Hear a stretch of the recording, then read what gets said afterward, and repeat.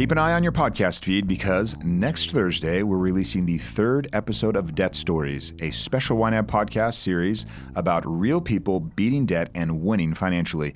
Tune in to hear Andy and Melissa's story. He's a pastor and she's a stay-at-home mom with 5 kids. Our oldest just started college. She's 18, one 16, one 13, one 9, and one 6.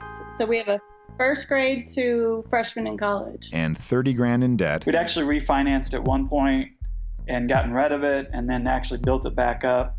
And so really when we hit that 30,000, that was our second time around building it to that spot. Stress levels were high. Whenever we would try to talk about money, we would start fighting about it. Find out how a spice jar solved their money problems.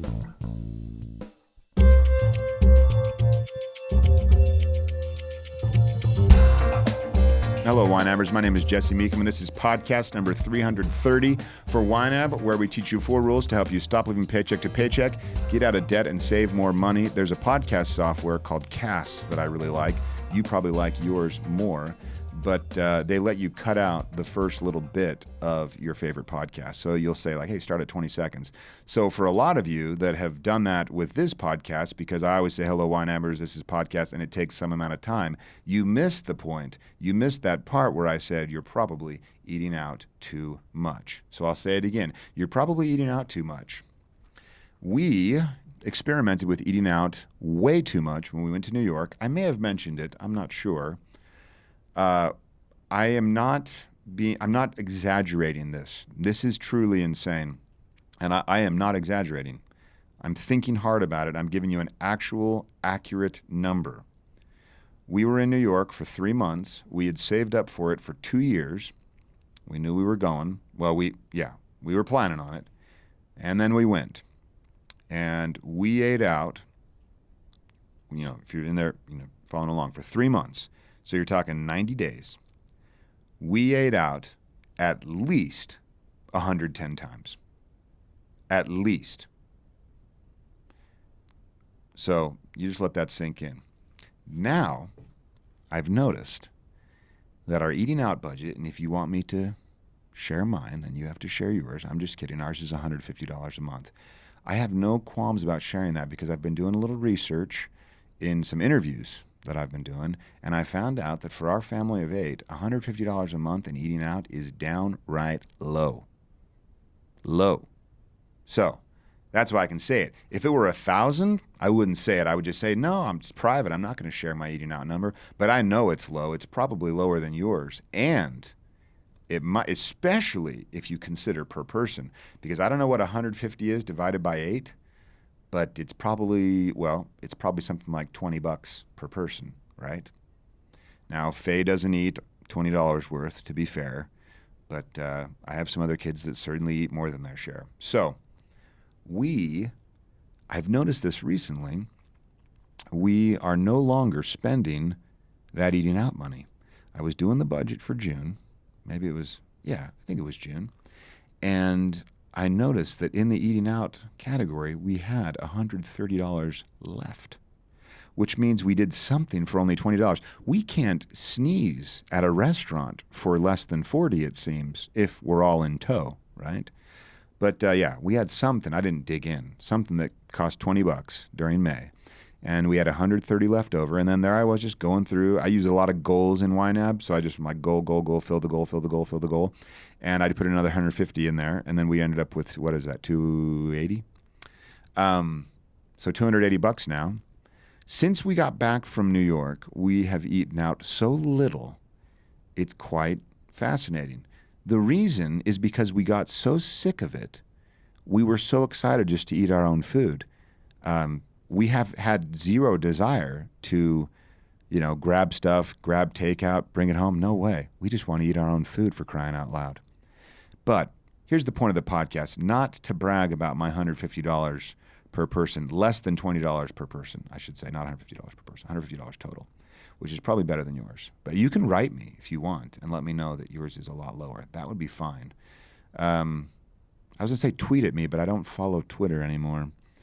But you can tweet it at YNAB and then have Ben, who runs the Twitter account, have him let me know what yours is. So, because I think mine's better. This is the key, though. This is the kicker. I've been doing a lot of interviews with users that have successfully paid off a lot of debt. I've been doing these interviews for months, and probably have 20 under my belt. Not a statistically significant number, and it's it's obviously a contrived pool of people, but we've been doing these interviews, and I've been digging in on how they got out of debt, and without fail, and without any prompting from me, every single one of them, couples, individuals, depends, every single one of these instances where they paid off a lot of debt, an impressively large amount of debt a lot of the times. Some of them are still working on it, still paying it down. Every single one of them, when I say, well, where did you find the money? What did you do? Every one, have I said that enough yet? Every single one of them cuts back significantly on eating out. Significantly. Now, I know here at YNAB, we don't judge. I don't say, look how low my restaurant category is. You should be ashamed of yourself for it being so much more. We don't normally say that, although I am today. I'm taking exception. I'm bragging. Maybe trying to motivate you or demoralize you. Whatever will get you to take action. But this is the key. Everybody, it seems, in this group that we've found of people that have been in a good bit of debt, a lot of times student loan debt, not eating out debt, student loan debt, but they're deciding we're going to buckle down and get serious, we're going to pay this off. Every single one of them cut back significantly on eating out. So my question to you is this. 1, have you also done that? As you've been budgeting, have you naturally decreased the amount that you're spending eating out? 2, have you felt less or more happy as a result? 3, how has your nutrition been since you started cooking more for yourself? 4, have you seen the documentary Cooked on Netflix? It is excellent. Or if you're more of the reading type, Cooked, the book, is so good. I highly recommend it. Did I have a 5th question? 5, are you eating out too much? And should you stop? I feel like we're being duped. As I'm hearing these stories of people that are totally stressed out about their debt, and then I'm trying to figure out, what did you do? What amazing thing did you do to pay off 30, 40, 50, 80 grand in debt over some period of time? What did you do? And they're like, oh, I don't know. Just kind of cut back here and there. And you're like, where? Nobody just here and there cuts back to the tune of 80 grand. And you'll find out things like, we got a tax refund for $7,000, or we got a small inheritance of 5, 6 grand. But those are all like massive blessings and very awesome. Well, the tax refund is not a blessing. It's your money. They're just giving it back. But the inheritance, that's a blessing. So good things like that happen. Maybe you get some raises at work. Maybe you're working overtime. Maybe you're selling things. But there's this constant theme there of, oh, and my word, we were eating out way too much. Way too much. Do I dare tell you the numbers? I don't know, because I just want you to question yours. I don't want you to hear that I say a number like, I'm going to do it this way so that we can't actually have it happen, 10 bajillion, and then you say, oh, I only spend 9 bajillion, I'm set, when really you should be spending, 1 bajillion or something like that. So when it's all relative, you'll maybe not feel like you need to move the needle as much as you actually could or should. But man, let's just get back to the normal question of, what do I want my money to do for me? And if you're saying I want my money to definitely be less nutritious, to definitely cost more per calorie, to definitely add to my waistline, yeah, I guess you would be wanting to eat out a lot. But if you're kind of saying things like, well, I definitely want to spend more time with my family in a less chaotic environment where I don't have to stand in line a bunch, maybe eating out's not really for you. Or I really want to spend my money on calorically efficient things, whatever that really means, then maybe eating out isn't for you. Or maybe I don't want to spend so much time driving around getting all of my calories, I can just do it at home. Maybe it's not really for you. Maybe you want to learn to cook, so eating out's not really for you. I don't know, but it just feels like we're slowly being sucker punched. It's like the slowest sucker punch in all time, where I mean, what was it like 40 years ago? Were we eating out that much? I don't think so, because there are so many restaurants being built everywhere around me. Is it like that where you live?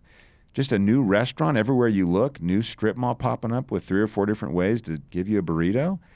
It's crazy.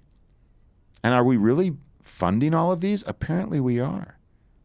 So this is an episode to really, put eating out on the hot seat and really question it. Do we really want to eat out that much? I tested it 110 times at least in 90 days.